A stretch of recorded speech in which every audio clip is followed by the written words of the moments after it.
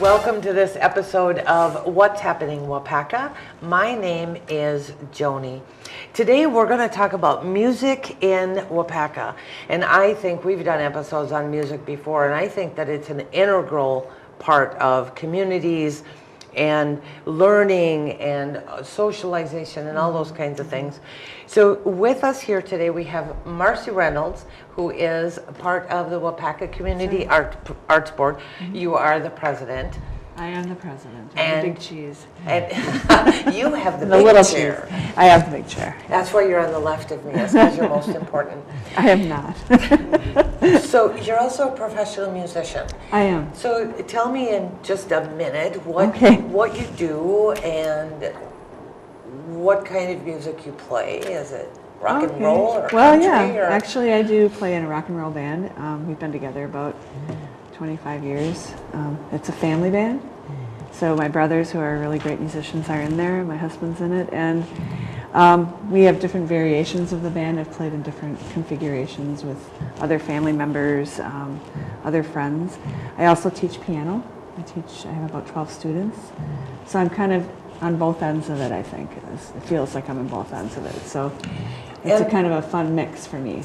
And part of the planning of music and arts. Well, with the arts board, the arts encompass many things, but music is a big part of that. And we try to infuse music, and we try to infuse participatory music as much as we possibly can.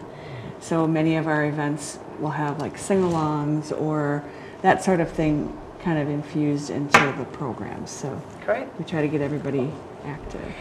It's going to be nice having you here and talking. And we've chatted before, but it's always a good thing. We have Tony Wagner here with us. You are a professional musician.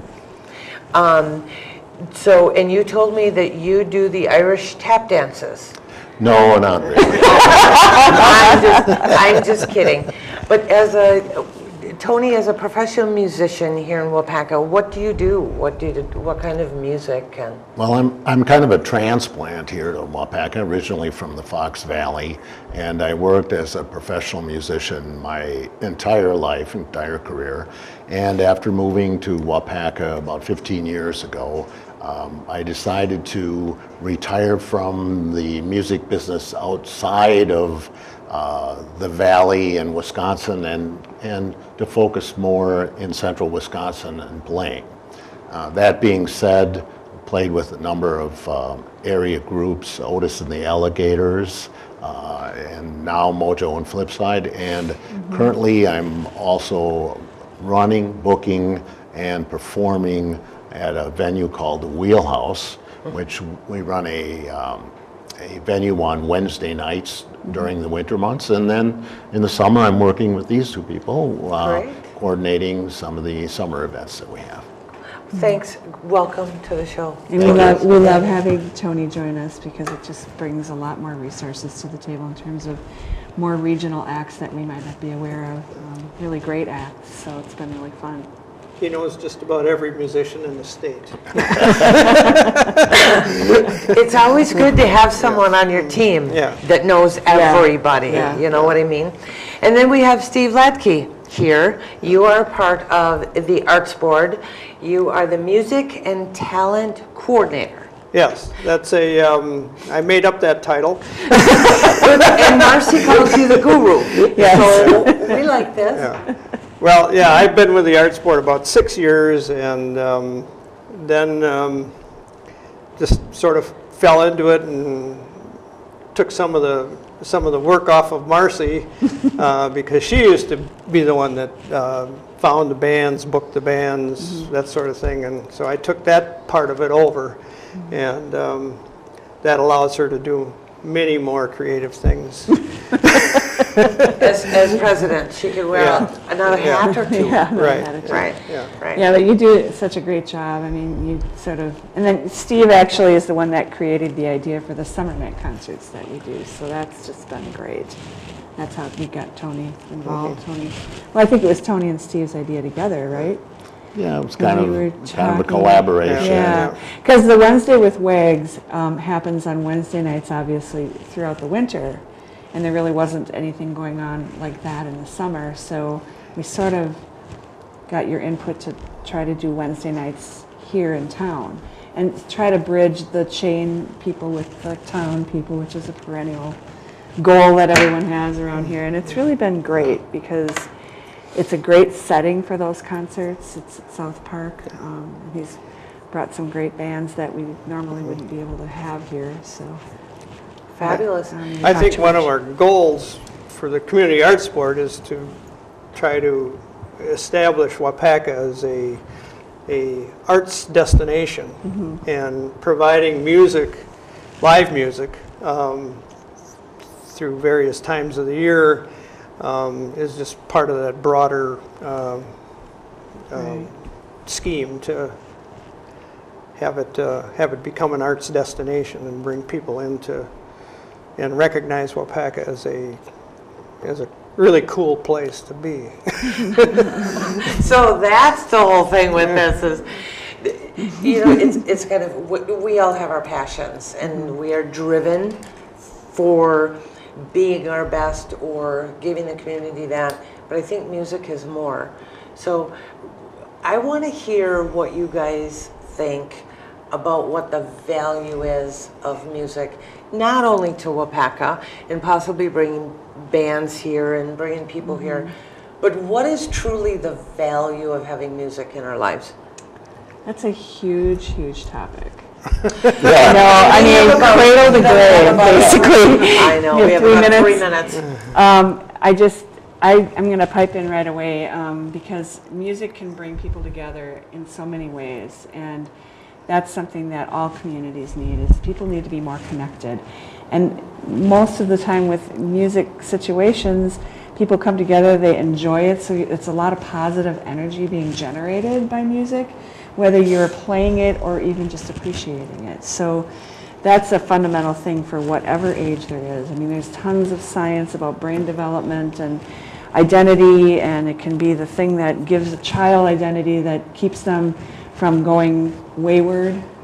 There's a million things you can say about it, but I think what we see with the arts board is people coming together, and it's just extremely joyous and fun. It's a universal language. Yes. It doesn't matter what other verbal language you speak or your culture.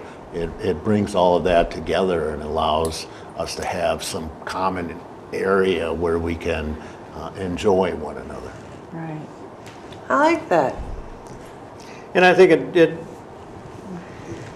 forms a sense of community with people that, I mean, we get, for our summer nights concerts, we get a lot of the same people back for the 4 concerts we have. Tony's Wednesday with Wags gets a lot of the same people back every other Wednesday in the winter, and you just get to see your friends again, and you know, catch up and that sort of thing. And speaking on behalf of all the musicians that I know that play here, the one thing that they all say to me is that they love coming to Waupaca and playing here because they feel appreciated. That is, and Waupaca is very community-minded, and really there's so much passion in this community to make it even more so. Let's become more. Right, and there's a lot of players. It's not just the arts board. The Fine Arts Festival is doing kind of the same thing, only they gear more towards, you know, musical theater and classical music. So we've got all of these other players that we, you know, can't mention them all, but there are a lot of people kind of working towards that same vision of more arts, more community building. And as a musician, it's the energy generated by the appreciative crowd, and Tony, you can speak to this, that really just gives you more energy, and you're able to express your own creativity and enjoyment through music, and when people are enjoying it with you, it's fun. Fun is good. That's what Dr. Seuss said. Fun is good. We should all be having This is fun and fun is good. And we should all be having fun.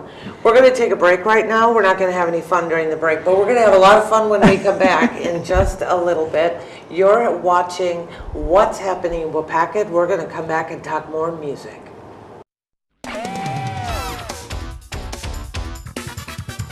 The Waupaca Recreation Center. featuring programming for all ages. Home of the Waupaca Senior Center and youth programming Friday and Saturday nights, featuring 2 full gyms and space for various sports and activities. Visit the Dance Exercise Studio for a variety of classes. The Rec Center is a safe place to hang out. Also featuring a computer lab and classes, and a meeting room and other facilities available for rent. The Rec Center features different programming and meetings, and is the home of the Parks and Recreation Office. The Waupaca Recreation Center, a great place for all ages and activities. 407 School Street, downtown Waupaca. Welcome back to this episode of What's Happening Waupaca. I am Joni. We're sitting here having a conversation with Marcy Reynolds and Tony Wagner and Steve Ladke about music in Waupaca, which is a great topic. We're all having fun, We're right? having fun, yes we are. Because that's the way we ended the last one. We're having a good time. So let's talk about the venues. Where is music offered in Waupaca? Where can I find it? And, you know, what am I doing? Is it specific? Like if I go to a bar, it's going to be rock and roll or country? Or tell me about that. I don't get out a whole lot. I just am a pretty at-home kind of a gal. So it's always kind of tough for me to know where to go and, you know, what kind of music I'm going to enjoy. Well, I mean, you know, when we had met before the show just to kind of get our list together, and I think we did leave out a lot because we were thinking more from, you know, live music that we bring in or that bars have, you know, that whole section, but there's a ton of other music. The school system has phenomenal things that anybody can go to. Musicals, all 3 schools have that. There's, and again with the Fine Arts Committee, they have their orchestra and community choir, but aside from that, where else can you hear music? There are a lot of venues in our area that pretty regularly will host a band. And a lot of that has to do with the fact that Right. this is a recreation kind of community in the summer with the lakes, so the venues that revolve around vacationing, and there's a lot of fun summer music Right. going on at those venues. Okay. Right. So I don't know, I mean, I'm hoping we can name a few. Is that okay on the show? I think Like that would be live? fine. We have a short list, and we don't mean to leave anybody out because I think people are trying it all over the place. But the Wheelhouse obviously does very much regular music, and through the winter and through the summer. Schuler's out on 54 has a music scene going now.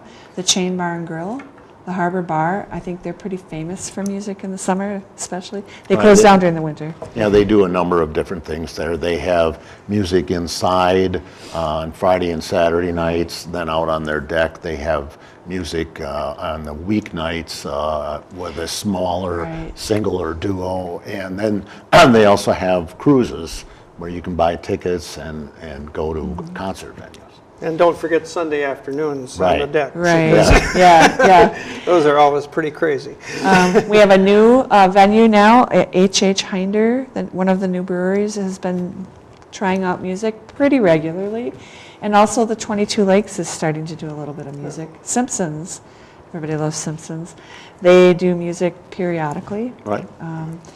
Little Fat Gretchen's has a lot of music type events. They do a lot of the art sport events, but they also have small combos. Banjo's Bar, I think. We think they still are doing music. And then there's, the Landmark in Amherst. We won't go out of town, but then there are up and coming places like the Danes Hall, which everyone's excited about. We know that there will be music there. It's just not open yet. And then there are the groups that provide music, like the Arts Board and Fine Arts. But the Arts Board does a lot of events throughout the year, and there's always music involved with that. So. Yeah, I'd sort of like to plug the Community Arts Board's events.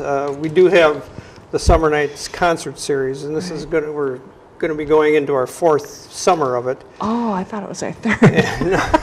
And You're just we've it's 4 concerts throughout the summer. The schedule will be out shortly. But then we also have Arts on the Square, which is, we have a big Friday night street dance, and then also a full day of music with 2 or 3 stages on Saturday of Arts on the Square week. So it's quite a bit. I think one of the things with those events that we have in the summer nights concerts was to have family-centered events so that people of all ages could come to it. It's not like you're in a bar and you have to be 21 to get into it. 9 o'clock at right, night. 9 o'clock at night. Right. That it's more centered about time that everybody can attend. And I know that I was at Arts on the Square, and there was a huge tent. It was one of the places that you and I have spoken, Marcy. Yep. And they had a huge tent, and they had music. They had a band playing. Right, I think there's 5 acts throughout the day just on that one stage. Arts on the Square has gotten bigger and bigger. This will be our 13th year this year, and it's very much a celebration of the arts, not just music, but everything. But we also, as an organization, we have an event coming up, the Irish Wake, which is purely music. It's just a very raucous, kind of family-centered, believe it or not, pub crawl with live musicians, and we go from venue to venue. We kind of bring people along with us. And people love that because they can join in, and that's a key thing. You know, it's great to go hear a band and be able to dance, but when you can actually join in and sing, that's pretty awesome. And we do the Bach Festival, we do Chick Night, just a lot of different music. I think music always gets in there because it is the universal language, like Tony said.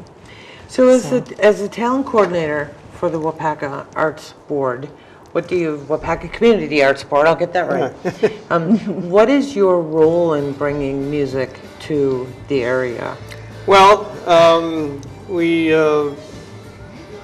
come up with our schedule, and then Tony is very helpful with locating musicians or groups or whatever, and start contacting them with, in the winter, and then trying to get people lined up and signed up. And in fact, I just sent out contracts this past week for the summer nights and for Arts on the Square. So you're the guy behind the scenes that does all the work, so we can have all the fun. That's right. Yeah. Got it. And they're very good at, we like to mix it up. We don't like to do the same thing. We don't like to repeat things. And we like to bring in groups that we've heard of that are from out of the area sometimes. A good mix of local and that, because it just enriches everybody. We all kind of rise up to that level when we bring in new talent, new genres. We have a lot of different types of music that we like to offer. So it's pretty fun. The important thing with that is that we try to find things that are accessible. I like to use that word, accessible to everyone. So it's not just what Marcy would like or Steve would like or I would like, but what's going to appeal to people and what's going to bring people to the venue, and maybe what's recognized a little bit. And so it's interesting to try to balance all of those things. Yeah, that's a good point. We try to balance a lot of things because we do go out on a limb. I mean, last year we had a heavy metal stage and it brought in a different group of people, and it was a lot of young people who hadn't come to the art festival before. So we're always learning. We all get stuck in kind of our genre, but it's really nice to push the envelope a little bit once in a while and bring some different stuff in. But it has to be balanced. You can't just, I think it was a little too much heavy metal, and I apologize to any heavy metal people out there. You're probably mad at me. But we have to have a good balance, is what I think. For everybody, I agree. Yeah. I agree. Yeah. So let's talk about, because we have all of this music coming to town, and you've got bands, and you've got the balance, and it's all over the place, which I think is fabulous. How does all of this get funded? How's it paid for? Call now. We have operators standing by. Oh, that's funny. Well, I think there's a lot of levels of that too. I know that when it's strictly a club, well, we'll say it's a club, but we'll say like a bar, like the Chain Bar, for instance, or the Wheelhouse. They pay for that themselves, and it's based on how many people come, right, and how much. Yeah, it's based upon what they can afford. afford. And for example, at the Wheelhouse, they do their summer events are based on a theme like a steak fry or a corn roaster. So the sales of that food actually fund how much music you can afford to bring in, you know. And it's the same thing. What's the capacity of the venue that you have? How many people can you get in there and expect to be at that will help dictate that from the owner's perspective. But it's different when we're talking about venues like the South Park concert, where you could fit a couple thousand people in there if you wanted to, if you could, and it keeps growing, but that is funded differently. Right, because the funny thing is almost everything that we do, except for the chamber concert in the Bach Festival, is free. And so To the it's public. Pardon? It's free to the public. To the not public, us. not to us. So we, like you said, behind the scenes, we do a ton of fundraising. And what's amazing is it's not very hard to do because people love music. Yeah. Steve goes around and asks for money for summer nights. When we first started Summer Nights, my idea was to go around to the business community and ask them for donations and base it sort of on an advertising strategy. And that's what we do. We put their logos on a banner. They give us a certain amount of money. They're advertised throughout the summer. Yeah. And they've been very responsive and very generous. And we've been able to fund that. A lot of those people are actually music lovers too. You know? Yeah. And that's, again, it's kind of going full circle. People love music, so they will invest in it, even though it's not something that's permanently there. They just want to bring it to town, so it's cool. That speaks actually to one of the challenges that we're talking about, which is funding some of this, because it would be nice if at all of the venues you could have a ticket price for that. Right. But most of the events are unticketed, and it seems that in order to have a ticketed event, you have to have a place like the Indian Crossing Casino, which brings in national or semi-national acts, and then you can actually demand a decent amount of money for that. It's a whole different ball game. And I'm going to cut you off right there. Okay? We are going to wrap up this small segment, and we are going to come back and we are going to talk about the challenges of offering live music in Waupaca, because they do come with challenges, and we're going to talk about the ticket prices. So I am Joni. You are watching What's Happening Waupaca, and we will be right back.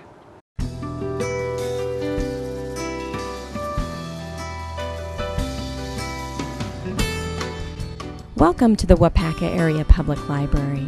At our library, we have programs for all ages, starting at birth to adult and beyond. In our children's department, your children may attend Children's Story Time, or for your really young child, we have Baby Garden. The teen room is for teens from grade 6 through high school, and we provide lots of services and programs in that room as well. We're not just about books. We have DVDs, we have music, we have puzzles, and we have lots of space for community activities. We have meeting rooms for public use, and our Winchester Academy of Waupaca uses our meeting rooms almost every Monday night. Every month, the exhibit room hosts a fun and interactive or educational exhibit. The exhibits are free, open to the public, and geared towards all ages. They're open during regular library hours. You can enter our building and use our internet computers, or you can bring your own device and use our free Wi-Fi. Our friendly staff is available to assist you with all of your information needs at the information desk or at the main desk. There is staff in every department during our open hours. One of our newest services is ebooks and downloadable audiobooks. You can access them through InfoSoup, our online catalog. Our catalog has materials from all 50 libraries in our consortium, and you can reach our catalog at infosoup.org from any internet computer. The library has plenty of great books, but so much more to offer. So stop down at your Waupaca library today. Welcome back to this episode of What's Happening in Waupaca. I am Joni. We're talking to Tony Wagner, we're talking to Steve Ladke, and we're talking to Marcy Reynolds about music here in Waupaca. We've talked about what kind of live music is available. We've talked about how important music is to all of our lives and how many different facets. I mean, that's a 10-hour conversation over lots of coffee. And now we're going to talk a little bit about the challenges, because I know that whatever level we're on, music, funding, music, getting music, there are challenges with everything. So I'm going to just kind of open it up, because you were talking a little bit, Tony, about the challenges of bringing music and selling tickets and that kind of stuff before we took a break. So continue with that. Well, the musicians like to get paid, and especially if you're going to bring in people from outside of the community, they have to come a ways, and they're professional musicians. It's so their how pay, do you it's their do job. that? Yeah, They it's have their to get job, paid. their livelihood. It's not a like to get paid. I mean, I'm not trying to disagree, but if you're a professional musician, that is your job, and so that's what you're using to pay your rent. So they need to get paid, and that's where the challenge is, right? Yeah, some of the challenges, like in today's world, because in the restaurant and bar end of it, people don't drink as much as they used to. They aren't staying out as late as they used to because of the drunken driving laws, and because we've all learned something. And health. And health, right. People are more conscious about that. It's why we have wrinkles, as we survived those days, right? So a lot of the music, in terms of when the venues are having music, has morphed into an earlier time slot. But at the same time, you still have to fund that. So how much food can you sell? And the thing that's been very good in many of the places, and especially at the Wheelhouse, is that people really support it when they know it's a free event, and through buying CDs and through putting money in a tip jar, and a substantial amount. I mean, not just a dollar here or there, but 5s, 10s, 20s, and even $100 bills sometimes people put in to help the musicians. And it's really comforting to know that they value the skills and the talents of who they're listening to. And value the fact that the concerts are free. You know what I mean? Well, it's kind of hard. I think it's both, though. Honestly, I in other places, people will pay a $5 cover charge. So if you have 100 people that come, that's $500, and that takes the pressure off of the venue. It helps them to meet their guarantee. So there are a lot of places that, especially places that are just starting up, they literally can't afford to pay more than $300. So you're not going to get a band for $300, right?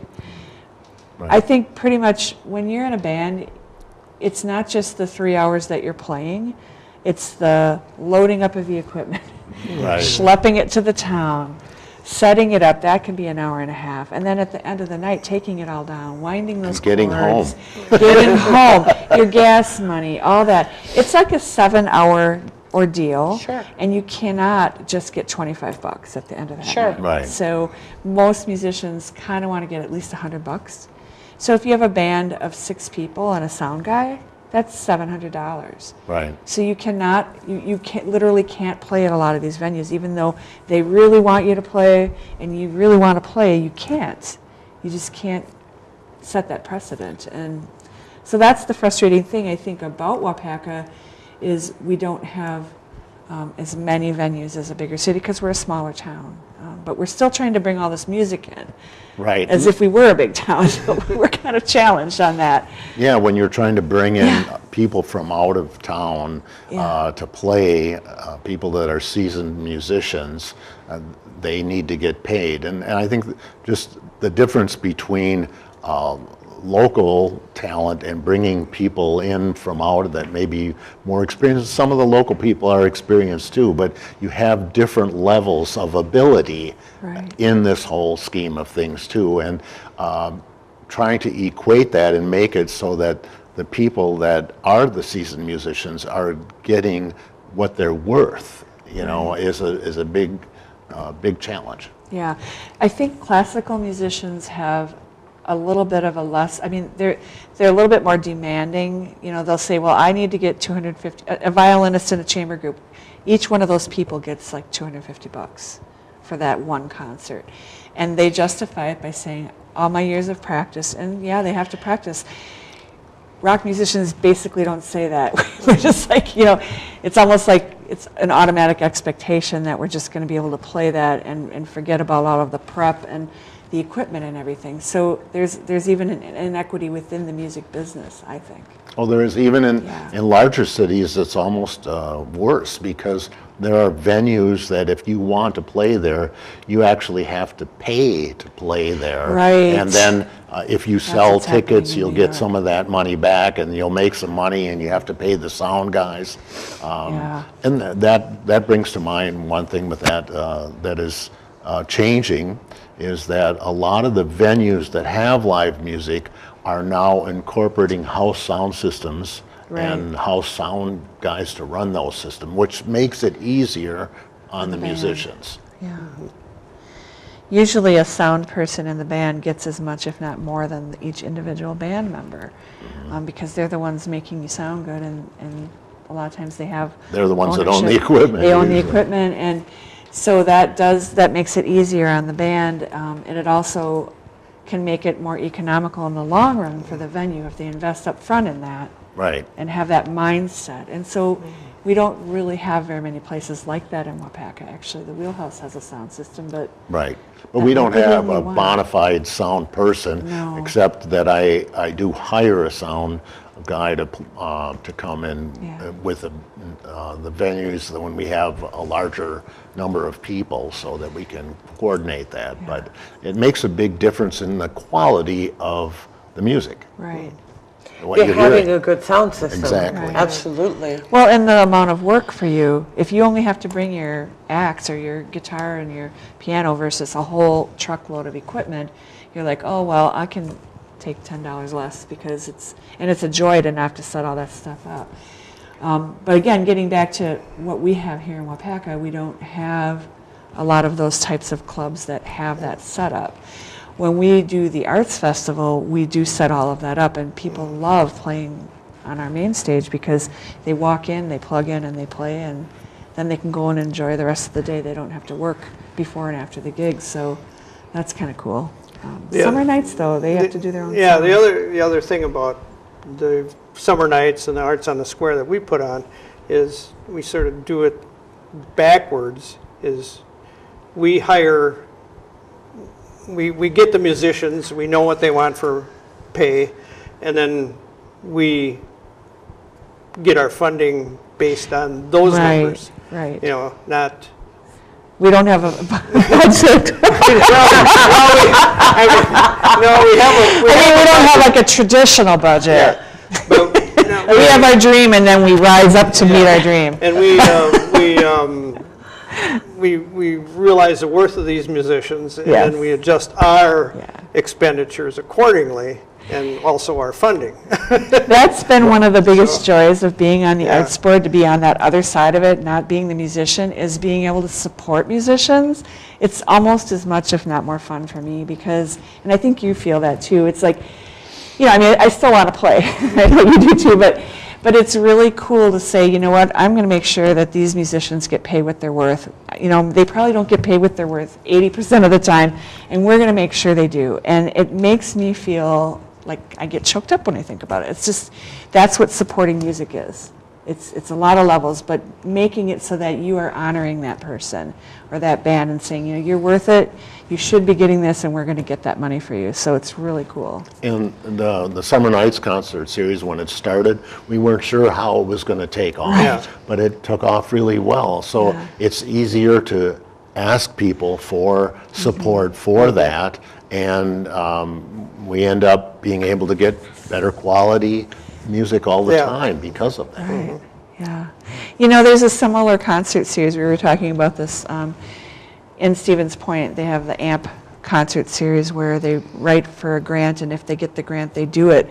We do the same level of music, and we just have faith that we're going to get that money from our community, and it works every time. And that's that's a really great thing. But so Yeah, but. so we can but so we can talk about ticket prices. We can talk about faith that the money is just going to fall out of the sky. But is there anything? What can we do as community members? How can we help? We love coming to Arts on the Square. We love seeing the bands. We love the summer nights concerts. We don't want them to end. We all get that there's costs involved in buying the CDs helps and buying the food helps. And I mean, that's what you want to do. Is there something else? Is there a way that we can support the Waupaca Arts Board? Is there Well, I think- money we can throw at somebody? What do we do to show that we appreciate what's going on in this community? The biggest thing, the number one biggest thing is to attend the events. Yes. The more people you get to the event, the more energy that's created, That's the more right. people want to support it, the more people are willing to put out money. Yeah. That is the big thing, is getting the people there. Don't say, well, it's a little cold out, I'm not going to go to the concert Yeah. tonight. Take the time, go there, put on a jacket, and go, and enjoy it, and So- support it. So if I'm a low-income person and I've got some kids and I get how important music is, and I want to bring them to a concert, but now I feel bad because it's a free concert. I know these guys and gals, they deserve to be paid. What you're saying essentially, Tony, is that we want you there because your energy, your attendance, It's valuable. your support, even in being part of the community music, is almost equally as important. No, definitely, it fuels the whole scene. You can. does. It's like if a tree falls in the woods, do you hear it? I mean, if there's nobody out there to listen to you, it doesn't matter how good you play Or you how know, much you money to you have. Right, exactly. Right. I think that is really, really true. It's almost on an energetic level. And there's always opportunity. And, right now, if you don't have resources, in a couple years you might. We live a long time, and our circumstances change. And so engaging in the value of it is an investment in itself. So people can enjoy music, and then when they have more resources, they can buy the raffle tickets that we shamelessly hawk on them, or buy a beer or pop or whatever, And we do also have fundraising campaigns. We've been really lucky in Waupaca. We always make our goal. We put out tip jars now and then, and people have to do what they can do, and some people can do more than others. And that's just, you're right, it's the Yeah. rise and fall of our economic Right. situations. But I just can't help thinking that being able to take it, let's say I'm a young parent living on a very limited income, and I bring my kids to the concert, and this is where the 10 pots of coffee conversation comes in, because you are not only fueling the energy of the concert and fueling the desire to play, but you're fueling your kids' brains. That's right. It's giving them an opportunity to see that music is a real thing. It's not just a class at school. Or a button on the radio. Yeah, and I don't really even know where music is at for kids anymore. I'm sort of disconnected from it. But I do teach piano, and it's sort of that same situation where, it is somewhat for the privileged to be able to have that money to spend on that. But I have quite a few parents that pay me in $1 bills or get an IOU. And they're seriously going to pay up because they can see how important it is for their child. Cool. I don't know why I threw that in there. I'm going to talk about piano lessons. Because I think you talk about music being Music and money. a universal language. And it's not a universal language for teens or for older people, though our genres change sometimes. As we move through life, we like different types of music. It's what the music does for you, and it doesn't matter who I'm listening to, whether they are singing in English or not. It's the beat and the music that I'm really being fueled by. I think one of the other challenges is that over the years, I mean, like if you would go back 30, 40 years ago, music was, there was, jazz music and start of rock music and country music, but all of those things, even rock, how many different versions of rock are the kids into? And that makes it an interesting challenge to bridge that and to try to bring that all together. Right, and that's what I meant by it. I'm really not sure where kids Right. are at right now, because I know there's a lot of electronic music and house music that is mostly done on a computer, which isn't even an instrument. And so I really need to bone up on all that, because I don't mean to disrespect that genre, but it's so different. We're old. We're like our parents that walked 5 miles to school in the snow. Uphill both ways. Uphill both ways, right? Yep. But I wanted to mention one other benefit of all of this music, especially the community events that happen with our groups and stuff like that, concerts and festivals, is it's a huge benefit to the community in an economic way. There's economic calculators that you can run your numbers through, and we've done our own anecdotal comparisons. Arts on the Square probably brings about $200,000 into the community that week, because people come from the outside and they buy gas, they go to Quick Trip, they get a coffee, they eat out, they buy some art, they use some tip money, they shop at Panache and Main Street Marketplace. It really is a beneficial thing. We've polled retailers, we've done studies of how much we ourselves spend during that week. So if for nothing else, it's a very economically smart thing to support the arts in your community. So it's great for the city as far as the bottom line. Right. It's better for us as people. Right. Yeah. And it's a fun challenge and a passion to pursue. Do I got that? You got it. I wrapped that Great little nutshell, Johnny. We are going to wrap up this show. I want to thank the three of you for welcome. joining Thank you. me. I Thank would you. really love to have you back so that we can talk more about music. I always All right. welcome those topics on this show.